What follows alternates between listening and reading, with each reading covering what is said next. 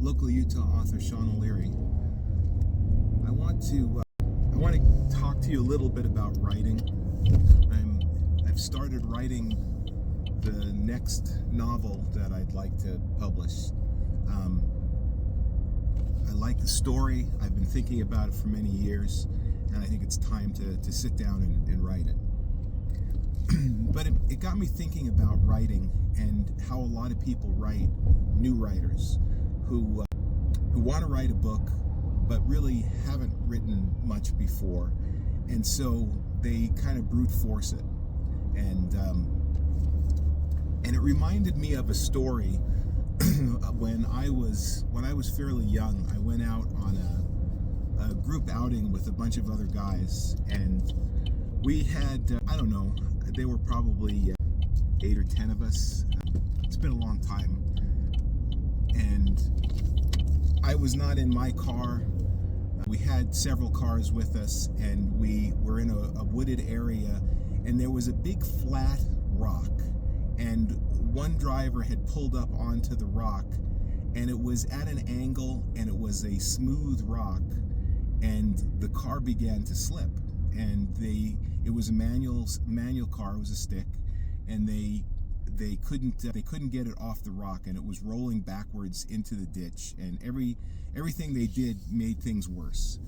And so they finally got out of the car and turned to everybody else and said, "Hey, does anyone else know what to do?" Which in and of itself I thought was pretty good, that someone would stop and ask for help. It's really important to know when you've reached your personal limits.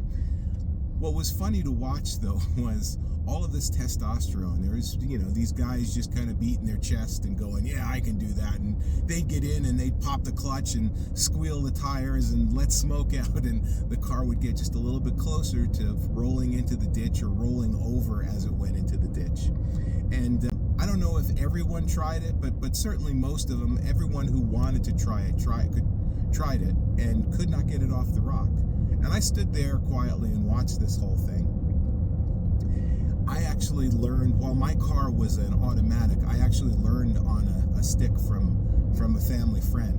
And my first summer driving a car, the whole summer I drove different stick shifts. There were no automatics in their family. And then in the year before this event happened, I still have a really good friend who had a Jeep, and we did a lot of Jeeping and got into some very interesting situations up in the mountain and out in the desert in Utah. And so I was quite familiar with driving sticks. And so when everyone else had their chance and they had given up and they weren't sure what to do, I said, "Hey, does anyone mind if I give it a try?" And they said, "Well, sure, but we've all tried it, so you're not going to be able to do it. You're going to wind up just getting it in the ditch." I said, "Well, be that as it may, I'd like to give it a try." And so I got into the car and I sat down, started the car up, put the emergency brake on, and then I put my finger on the top of the emergency brake, the little stick, so I could hold it in place. And then I let up on the clutch, gave it a little bit of a gas so that I began to engage the clutch. And as I engaged the clutch, I slowly let off on the emergency brake until I was holding the car with the clutch. And then I just slowly let the clutch up, gave it a little bit more gas, and I drove right off the rock. And they were all stunned by this. I didn't think it was that big of a deal. I just drove the car like you should. Why am I telling you this story? I'm talking about writing. And I think that a lot of times we look at authors who have published dozens of books and they're big names and they're on the New York Times best-selling list, and we see that they just jump in and they do it, or at least that's what we think that they do. And so we try to jump into our story and just start telling the story and not really having finesse and thinking about how the story needs to go. There are times when you need to jump in and do something forcefully. There are other times when you need to do something delicately.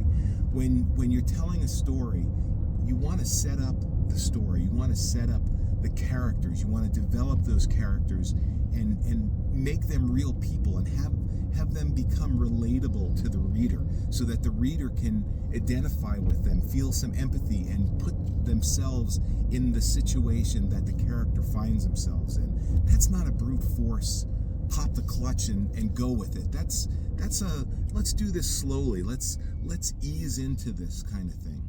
When you're writing, I would say, rather than sitting down and jumping in and just pushing your way through the story, I would imagine the story. Make believe you've got a video recorder that you can play back, and then you can record the story and then watch it back again, and do that a bunch of times, where you watch the scene or the story unfold before you. You hear the characters say what they want to do. You try to feel what the characters are feeling and see if the scene makes sense, and allow it to unfold naturally. And keep doing that until you work out the bugs in the story, until it flows smoothly. Then you can sit down with a piece of paper and a pen, or in front of a computer, or however it is that you like to put the story down permanently, and do that. I think that's a better way of writing. I think that's a way that will get you the goal, get you to the goal that you want, get you to the point where you can tell a story that people will enjoy reading. Have a great day. Don't forget to write.